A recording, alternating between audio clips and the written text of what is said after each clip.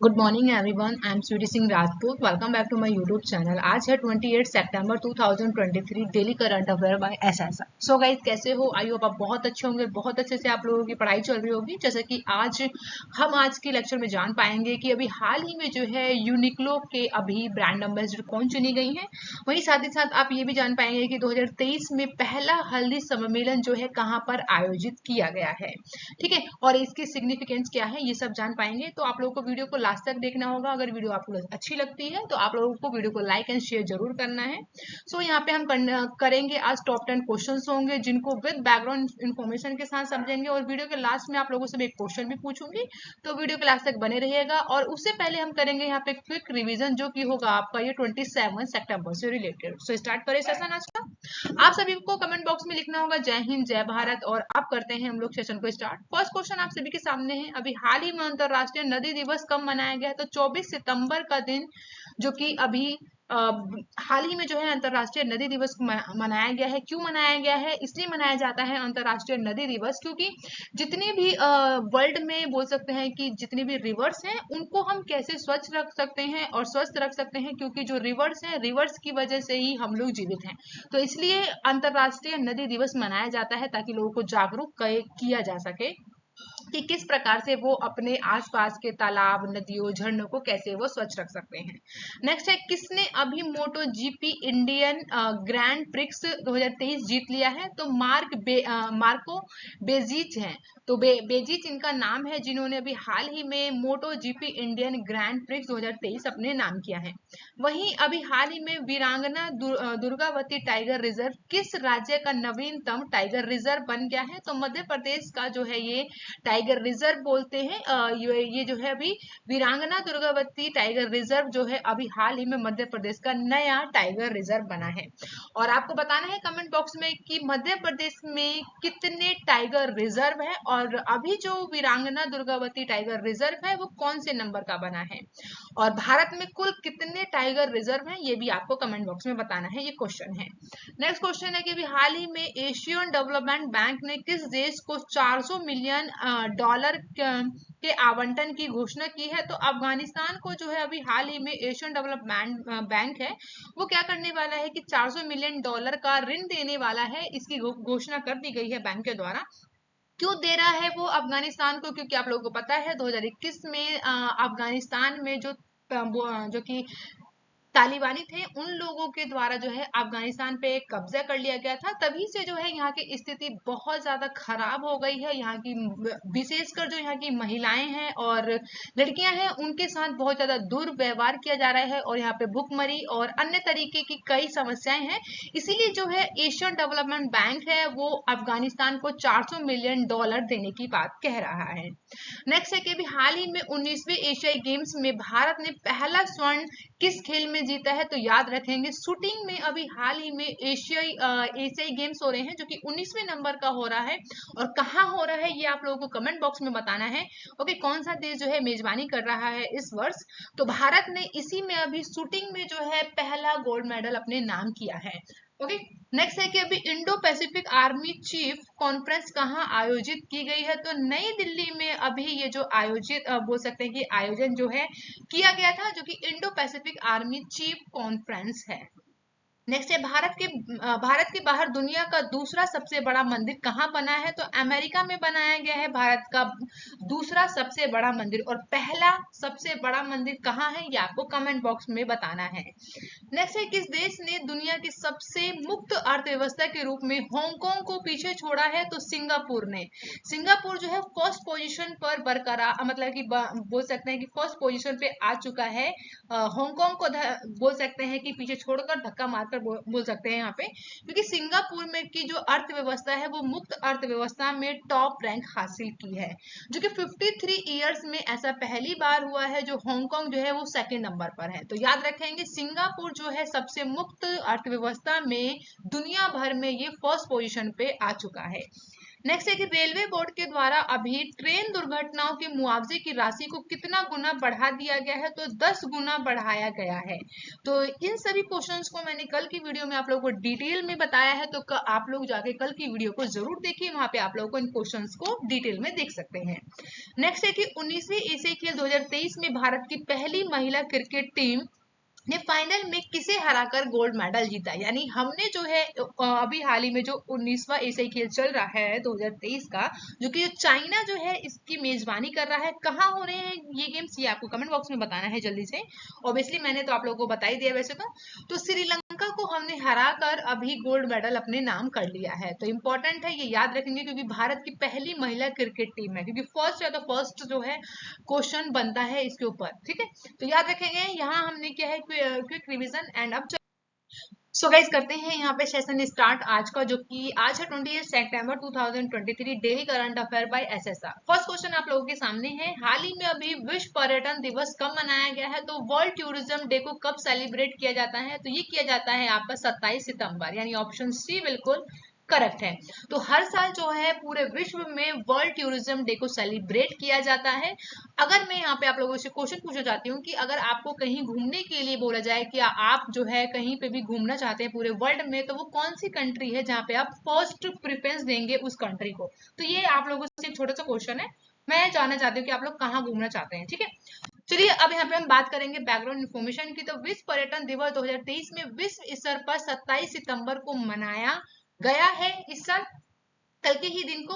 यह दिन जो है दुनिया के विभिन्न हिस्सों में पर्यटन को बढ़ावा देने पर ध्यान केंद्रित करने के लिए हर साल मनाया जाता है, क्योंकि जो पर्यटन होते हैं वो किसी भी देश की बोल सकते हैं कि अर्थव्यवस्था में एक मजबूत और अहम हिस्सा निभाते हैं। इसीलिए जो है दुनिया भर में सभी देश चाहते हैं कि हमारे यहाँ का जो पर्यटन हो वो वहाँ का जो पर्यटन है वो वहाँ पे बढ़े, ताकि उनकी अर्थव्यवस्था में वृद्धि हो सके। इसीलिए जो है जागरूकता फैलाई जाती है इस दिन। और यह जो संयुक्त राष्ट्र विश्व पर्यटन संगठन यानी UNWTO के द्वारा शुरू किया गया था, जो कि बोल सकते हैं कि विश्व पर्यटन दिवस 2023 में अगर इसकी थीम की बात करें तो क्या है, पर्यटन और हरित निवेश इस साल की थीम रखी गई है, जो कि सतत विकास लक्ष्यों के अधिक और बेहतर लक्षित निवेश की आवश्यकता पर प्रकाश डालता है। साथ ही साथ 2030 तक एक बेहतर दुनिया के लिए संयुक्त राष्ट्रीय बोल सकते हैं कि रोड मैप का ये काम कर रहा है। यानी कि जो हमारे सस्टेनेबल डेवलपमेंट गोल हैं उसको अचीव करना चाहते हैं पूरी दुनिया मिलकर 2023 तक, ताकि जो दुनिया है हमारी वो बहुत बेहतर हो सके और बहुत ज्यादा ही बोल सकते हैं कि वृद्धि उसमें हो सके। इसीलिए जो है वो यहाँ पे 2030 तक जो है बनाया गया है। बोल सकते हैं यहाँ पे कि जो 2023 में हम लोग की जो थीम रखी गई है वो है पर्यटन और हरित निवेश रखी गई है। साथ ही साथ यहाँ पे अगर हम बात करें कि विश्व पर्यटन दिवस का उद्देश्य जो है अंतर्राष्ट्रीय समुदाय के सामाजिक और राजनीतिक, आर्थिक और सांस्कृतिक मूल्यों को प्रभावित करने में पर्यटन के महत्व के बारे में जागरूकता बढ़ाता है। इससे क्या होता है, किसी भी देश में अगर जो है पर्यटन को बढ़ावा दिया जाता है, उसका मेन जो मोटिव होता है इसका सिंपल ये होता है, ताकि जो दो अलग अलग कंट्रीज हैं उनके जो वो बोल सकते हैं कि सोशलिजिक यानी कि सोशली अगर बात करें वहां के जाएंगे, यानी कि सामाजिक और राजनीतिक या फिर आर्थिक और या फिर बोल सकते हैं कि सांस्कृतिक रूप से दोनों देश एक दूसरे को जुड़ा हुआ महसूस करते हैं। तो इसीलिए जो है इस दिन को मनाया जाता है पूरे विश्व में। वहीं विश्व पर्यटन संगठन के द्वारा जो है 1979 में विश्व पर्यटन दिवस की शुरुआत की गई थी। इसको आधिकारिक तौर पर कब मनाया गया, 1980 में, यानी 1980 में इसको बोल सकते हैं कि ऑफिशियली इसे स्टार्ट कर दिया गया। तो याद रखेंगे दो आप लोग यहाँ पे पॉइंट्स को। तो यहाँ हमने बात किया है अभी विश्व पर्यटन दिवस के बारे में, जो कि हमने पूरा डिटेल में डिस्कस कर लिया है। कोई डाउट हो तो आप मुझसे कमेंट बॉक्स में पूछ सकते हैं। अब बात करेंगे यहाँ पे कि विश्व पर्यटन संगठन की स्थापना कब हुई थी, तो 1946 में इसको एस्टैब्लिश कर दिया गया था। वहीं इसके मुख्यालय कहाँ है, स्पेन यानी कि मैड्रिड में इसका मुख्यालय है। और यहाँ के मुख्य सचिव की बात करें तो यहाँ के जो महासचिव हैं विश्व पर्यटन संगठन के, उनका नाम है जुराब पैलोलिकिशवली। तो इनका नाम भी याद रखेंगे। एंड अब बात करते हैं नेक्स्ट क्वेश्चन, जो कि सेकंड है, हाल ही में किस कंपनी के दक्षिण एशिया के नीति प्रमुख सिमरन गुप्ता ने इस्तीफा दिया है। तो अभी हाल ही में दक्षिण एशिया के नीति प्रमुख सिमरन गुप्ता जो है इन्होंने इस्तीफा दे दिया है। किस कंपनी से? तो इसका नाम है प्लेटफॉर्म, यानी ऑप्शन सी बिल्कुल करेक्ट है, यानी कि प्लेटफॉर्म एक्स कंपनी से सिमरन गुप्ता ने अभी इस्तीफा दे दिया है, जो कि नीति प्रमुख थे। तो जिनकी इमेज देख रहे हैं इन्हीं का नाम है सिमरन गुप्ता। इनके द्वारा ही जो है अभी प्लेटफॉर्म एक्स से बोल सकते हैं कि इस्तीफा दिया गया है। प्लेटफॉर्म एक्स जो कि आप नाम जानते हैं, जो कि पहले ये ट्विटर के नाम से जाना जाता था, अभी हाल ही में इसका नाम जो है बदल दिया गया है। तो याद रखेंगे इसके बारे में। नेक्स्ट क्वेश्चन है थर्ड, हाल ही में किस राज्य के मुख्यमंत्री ने हुक्का बार पर प्रतिबंध लगाने की घोषणा की है? तो यानी कि अनाउंस कर दिया गया है, जो कि मुख्यमंत्री के द्वारा अभी हाल ही में कि हुक्का बार पर प्रॉपरली जो है यहाँ पर प्रतिबंध लगा दिया गया है। तो किसके द्वारा? हरियाणा राज्य सरकार के द्वारा। तो ऑप्शन सी बिल्कुल करेक्ट है यहाँ पे, यानी कि मनोहर लाल खट्टर सिंह है ये, और इन्होंने ही अभी हुक्का बार पर प्रतिबंध लगा दिया है। अब यहाँ बात यहाँ बात करते हैं एक बार हम लोग बैकग्राउंड इन्फॉर्मेशन की। तो हरियाणा के मुख्यमंत्री हैं जिनका नाम है मनोहर लाल खट्टर। इनके द्वारा जो है राज्य भर में जितने भी होटल्स हैं, रेस्टोरेंट्स हैं और बार हैं, उन सभी में अभी जो है ग्राहकों को हुक्का परोसने पर पाबंदी की घोषणा कर दी गई है। यानी मनोहर लाल खट्टर के द्वारा अभी हाल ही में हरियाणा में पूरी तरीके से जो है हुक्का बार पर पाबंदी लगाने की बात कह दी गई है। तो याद रखेंगे ये हरियाणा में किया गया है। नेक्स्ट क्वेश्चन है फोर्थ, हाल ही में भारत किस देश को भी 75,000 टन गैर बासमती चावल निर्यात करेगा? तो किसे करने जा रहा है? यानी कि यूएई को करने जा रहा है। तो अभी जो है भारत के द्वारा 75,000 टन गैर बासमती चावल निर्यात किए जाने हैं, किसे? यूई के। तो याद रखेंगे इस क्वेश्चन को। एंड अब बात करेंगे यहाँ पे डिटेल में। तो भारत सरकार ने अभी हाल ही में संयुक्त अरब अमीरात यानी यूएई को भी 75,000 टन गैर बासमती सफेद चावल निर्यात की अनुमति देने का एक महत्वपूर्ण निर्णय ले लिया गया है सरकार के द्वारा। वहीं संयुक्त अरब अमीरात जो कि गैर बासमती चावल निर्यात करने का हालिया निर्णय जरूरतमंद देशों तक निर्यात बढ़ाने का एक व्यापक रणनीतिक का हिस्सा है, जो कि पिछले सप्ताह में भारत ने जो है नेपाल को 3 लाख टन और भूटान को वहीं 14,184 टन गेहूं निर्यात की अनुमति दी है। तो ये भी याद रखेंगे आप कि कौन सी कंट्री को अभी भारत के द्वारा गैर बासमती चावल निर्यात करने की अनुमति दी गई है। तो नेपाल, भूटान और अब किसे? यूएई को। तो याद रखेंगे यहाँ पे इस क्वेश्चन को। नेक्स्ट क्वेश्चन ऑफ फिफ्थ, हाल ही में ग्रीन हाइड्रोजन से चलने वाली भारत की पहली बस को कहाँ लॉन्च किया गया है? तो भारत का अभी हाल ही में ग्रीन हाइड्रोजन से चलने वाली बस है जो आप देख रहे हैं इस इमेज में, इसी को लॉन्च कर दिया गया है। तो कहाँ किया गया है? ये किया गया है नई दिल्ली में, यानी ऑप्शन सी बिल्कुल करेक्ट है। इसकी बैकग्राउंड इंफॉर्मेशन को समझेंगे यहाँ पे। तो अभी हाल ही में केंद्रीय मंत्री जिनका नाम है हरदीप सिंह पुरी, इन्होंने ही दिल्ली में देश की पहली ग्रीन हाइड्रोजन ईंधन सेल बस को हरी झंडी दिखाई गई है। अब देश की पहली ग्रीन हाइड्रोजन बस जो कि दिल्ली एनसीआर में ही चलाई जाएगी अभी, जो कि ट्रायल फेज है, ये याद रखेंगे। इस ट्रायल पीरियड के दौरान सभी बसों को 3 लाख किलोमीटर से अधिक चलाया जाएगा और इस दौरान बसों का महत्वपूर्ण डेटा इकट्ठा किया जाना है। ये ट्रायल फेज के रूप में अभी जो है स्टार्ट किया गया है ग्रीन हाइड्रोजन ईंधन बस को, जो कि हमारे पर्यावरण का भविष्य क्या है, ग्रीन हाइड्रोजन पर ही निर्धारित किया गया है आने वाले टाइम के लिए, जो कि बहुत ज्यादा जरूरी भी है। ये भारत के पास जो है दुनिया के सबसे बड़े सिंक्रोनस ग्रिडों में से एक है, जो कि अंतरक्रियाएं और नवीनीकरणीय ऊर्जा को संभालने में सक्षम है। वहीं हमने जो है क्या बोला है कि 1 नेशन 1 ग्रिड और उसके साथ ही फ्रीक्वेंसी हासिल कर ली है। तो ये भी याद रखेंगे, इंपॉर्टेंट है आप लोगों के लिए। ये याद रखेंगे फिलहाल तो ग्रीन हाइड्रोजन बस कहाँ चलाई गई है, किसके द्वारा चलाई गई है, इंपॉर्टेंट है। नेक्स्ट क्वेश्चन 6, हाल ही में अभी यूनिक्लो ने किसे अपना ब्रांड एम्बेसडर बनाया है? तो यूनिक्लो के बारे में जानेंगे। तो आप तो इमेज देख के समझ गए होंगे कि किसे अपना ब्रांड एम्बेसडर चुना गया है। तो कैटरीना कैफ को। ऑप्शन सी बिल्कुल करेक्ट है। तो कैटरीना कैफ जिनको अभी हाल ही में यूनिक्लो के लिए अभी ब्रांड एम्बेसडर के रूप में चुना है। यूनिक्लो की बात करें तो ये एक जापानी कंपनी है इसके बारे में भी हम बैकग्राउंड इंफॉर्मेशन के साथ समझते हैं। तो जापानी कपड़ों की कंपनी है जिसका नाम है यूनिक्लो, जो कि बॉलीवुड अभिनेत्री जिनका नाम है कैटरीना कैफ को अपना ब्रांड एम्बेसडर के रूप में इन्हें चुना गया है, यानी इन्हें ब्रांड एम्बेसडर बनाया गया है। वही ये सहयोग जो है यूनिक्लो की भारतीय बाजार में अपनी उपस्थिति का विस्तार करने और अपने फॉल विंटर 2023 के अभियान को बढ़ावा देने के लिए कैटरीना कैफ को चुना गया है। यानी कि जो विंटर क्लॉथ्स होंगे ना, उनके लिए अभी हाल ही में यूनिक्लो को अभी जो बोल सकते हैं कि यूनिक्लो ने अभी भारतीय अभिनेत्री कैटरीना कैफ को इसके बोल सकते हैं ब्रांड एम्बेसडर के रूप में चुना गया है। तो इम्पोर्टेंट है, याद रखेंगे अभी। नेक्स्ट क्वेश्चन है 7, जो कि मोस्ट इंपोर्टेंट क्वेश्चन है। इस क्वेश्चन को हम बिल्कुल डिटेल में डिस्कस करेंगे, इसके ऊपर आप स्टार बनाएंगे। हाल ही में अभी किसने Dada Saheb Phalke life time achievement पुरस्कार से सम्मानित किया गया है? तो Dada Saheb Phalke life time achievement पुरस्कार किसे दिया गया है? इमेज देखते ही तो आप समझ गए होंगे, इनका नाम है वहीदा रहमान, यानी ऑप्शन डी बिल्कुल करेक्ट है। तो वहीदा रहमान को अभी 2023 में Dada Saheb Phalke life time achievement पुरस्कार से सम्मानित किया गया है।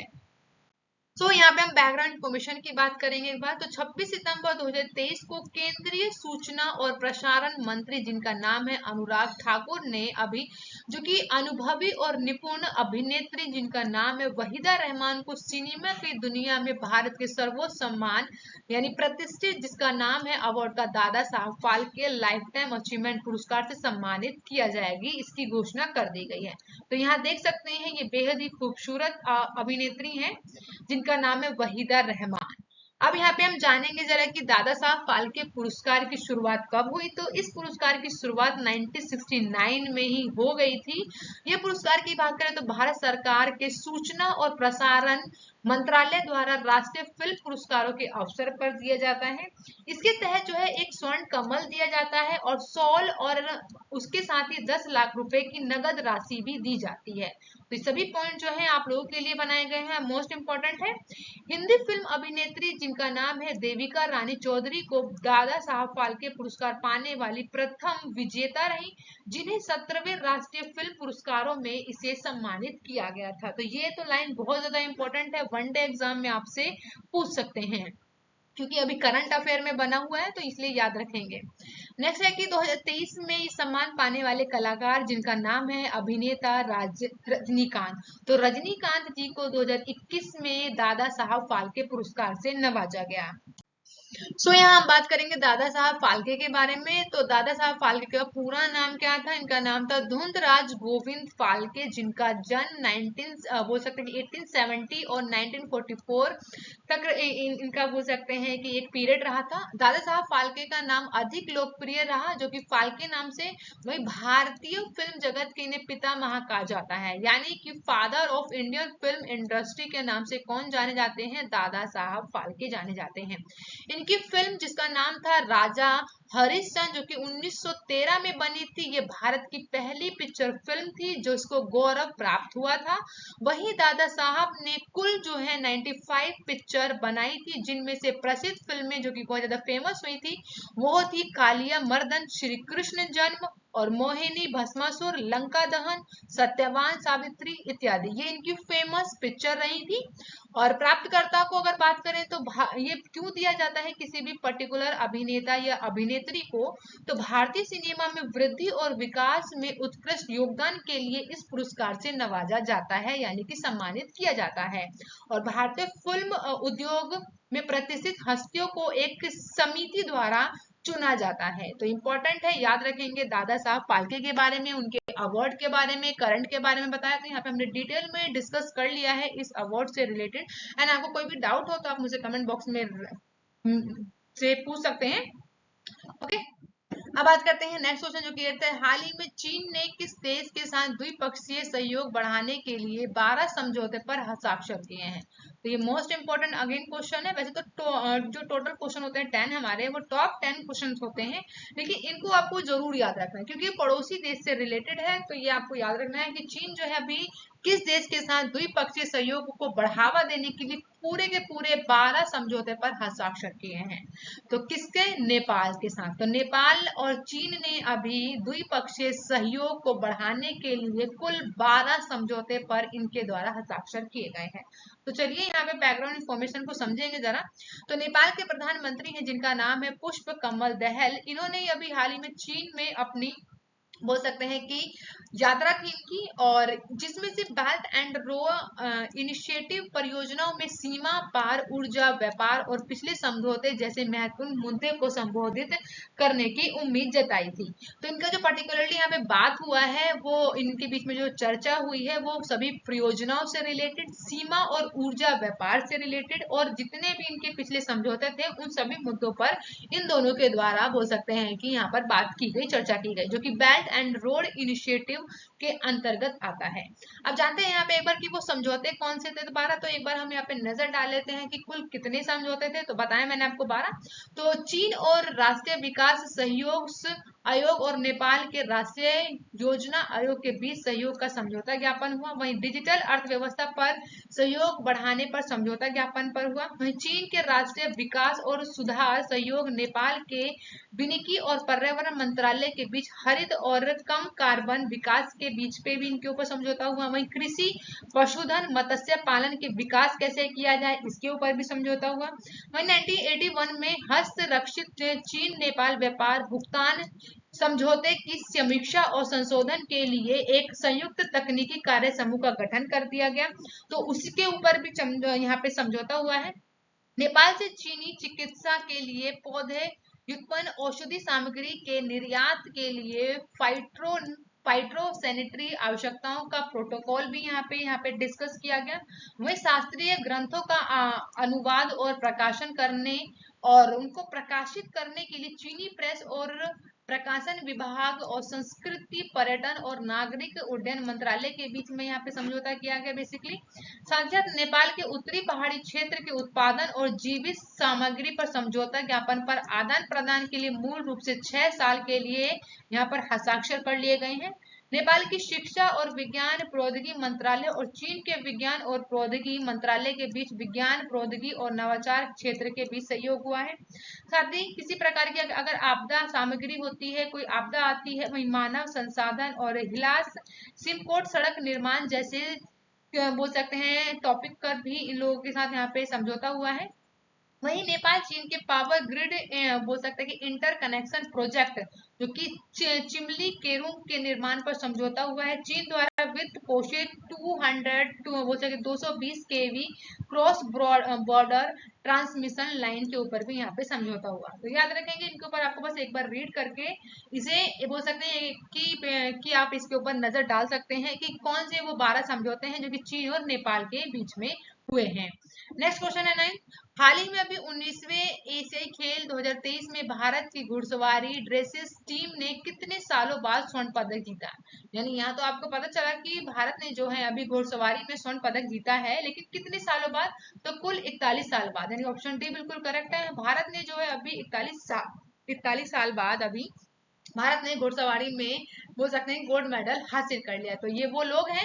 अब यहाँ पे हम बात करेंगे डिटेल में। तो घुड़सवारी में भारत ने 41 साल बाद एशियन गेम्स में गोल्ड मेडल हासिल कर लिया है, जिसमें से है इनके नाम है हृदय छेदा और अनुष अग्रवाल, दिव्य कृति सिंह। वही नेक्स्ट है सुदीप्ति।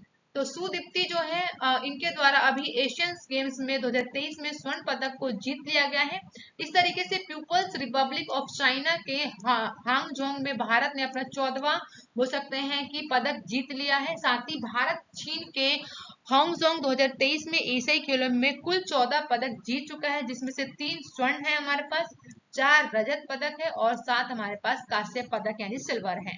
भारत को पहला स्वर्ण पदकों की बात करें तो पुरुषों की 10 मीटर एयर राइफल टीम स्पर्धा में मिला है, जो कि इनके बोल सकते हैं कि रुद्राक बाला साहेब पाटिल और साथ ही है दिव्यांश सिंह पवार, ऐश्वर्या प्रताप सिंह तोमर की बोल सकते हैं कि इन तीनों के द्वारा ही अभी चीन का जो बोल सकते हैं कि रिकॉर्ड था उसे तोड़ा गया और भारत को पहला स्वर्ण पदक दिलाया गया है। तो किसमें मिला है ये याद रखेंगे, पुरुषों की टीम है जो कि 10 मीटर एयर राइफल में दिलाया गया है।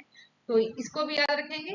एंड अब बात करते हैं नेक्स्ट क्वेश्चन जो कि 10 है। हाल ही में सितंबर 2023 में पहला हल्दी सम्मेलन का आयोजन कहाँ किया गया है? तो कहाँ किया गया? मुंबई में किया गया। ऑप्शन सी बिल्कुल करेक्ट है, यानी कि पहला हल्दी सम्मेलन का आयोजन जो है किया गया है सितंबर माह में, वो भी मुंबई में। तो फर्स्ट टर्मरिक कॉन्फ्रेंस कहाँ आयोजित किया गया? मुंबई में किया गया है। इसकी बैकग्राउंड इंफॉर्मेशन को समझेंगे। आपको तो पता ही है कि जो हल्दी है वो औषधीय गुणों से समृद्ध है, जो कि हल्दी के उत्पादन और उपयोग एवं निर्यात में भारत जो है दुनिया का अग्रणी देश है, जो कि टॉप रैंक हासिल करता है इसमें। इसके वैश्विक उत्पादन, कारोबार व भाव में आने वाले बदलाव से अक्सर बाजार में अनिश्चितता का माहौल बना रहता है। इसीलिए जो है अभी यहाँ पे सम्मेलन का बोल सकते हैं कि कराया गया है। इस पर जो है अन्य संबंधित मुद्दों पर विचार विमर्श करने और इस क्षेत्र की समस्या का समाधान तलाशने के लिए ही 27 सितंबर 2023 में मुंबई के में जो है पहला विश्व हल्दी सम्मेलन, जिसे ग्लोबल टर्मरिक कॉन्फ्रेंस को आयोजित किया गया है। वही यहाँ पे टेल्फा ने जो है टेल्फा के सहयोग से अभी जो कि बोल सकते हैं कि NCDX के द्वारा, यानी कि institute of commodity markets and research के द्वारा आयोजित किया गया, जो कि विश्व कॉन्फ्रेंस था, वैश्विक कॉन्फ्रेंस था ये, जो कि महाराष्ट्र के मुख्यमंत्री के द्वारा इसे यहाँ पर आयोजित किया गया और इस समारोह का उद्घाटन भी किया गया है। तो महाराष्ट्र के मुख्यमंत्री कौन है वो आप सभी को कमेंट बॉक्स में बताना है। क्या बता रहे हैं? जल्दी से आप लोगों को कमेंट बॉक्स में बताना है, बहुत इजी क्वेश्चन है। नेक्स्ट है, इस महत्वपूर्ण एवं उपयोगी कॉन्फ्रेंस में किसान उत्पाद सहयोग यानी कि FPO वही व्यापारियों, प्रोसेसरों और निर्यातकों, अनुसंधानकर्ताओं और अन्य संबंध पक्षों के भाग लेने की संभावना रही इसमें। तो पर्टिकुलरली जो बोल सकते हैं कि जो टर्मरिक कॉन्फ्रेंस की गई है, ग्लोबली टर्मरिक कॉन्फ्रेंस को आयोजित किया गया है। तो ये इस प्रकार से किया गया है कि कैसे हम जो है इसे आगे बढ़ा सकते हैं, कोई समस्या है इस फील्ड में तो उसे कैसे सॉल्व किया जा सकता है। तो इसीलिए जो है मुंबई में कराया गया है 27 सितंबर 2023 को। तो याद रखेंगे पहला विश्व हल्दी सम्मेलन को कहाँ कराया गया है। अब आप लोगों के लिए यहाँ पे क्वेश्चन है, क्वेश्चन ऑफ द डे। तो हाल ही में भारत के बाहर दुनिया का दूसरा सबसे बड़ा मंदिर कहाँ बना है? ये आपके सामने ऑप्शन है, कमेंट बॉक्स में आपको करेक्ट आंसर को बताना है। साथ ही आप लोगों से मैंने लास्ट वीडियो में क्वेश्चन पूछा था कि हाल ही में भारत और किस देश के बीच सैन्य युद्ध अभ्यास 2023 आयोजित किया गया? तो यहाँ पे करेक्ट ऑप्शन है अमेरिका। ऑप्शन बी बिल्कुल करेक्ट है, तो याद रखेंगे इस क्वेश्चन को भी। And thank you for watching guys. मिलते हैं नेक्स्ट वीडियो में। आप अपना बहुत ज्यादा ध्यान रखिए। अगर वीडियो आपको अच्छी लगी है तो लाइक करना ना भूलें एंड शेयर कीजिए। Bye bye guys and take care.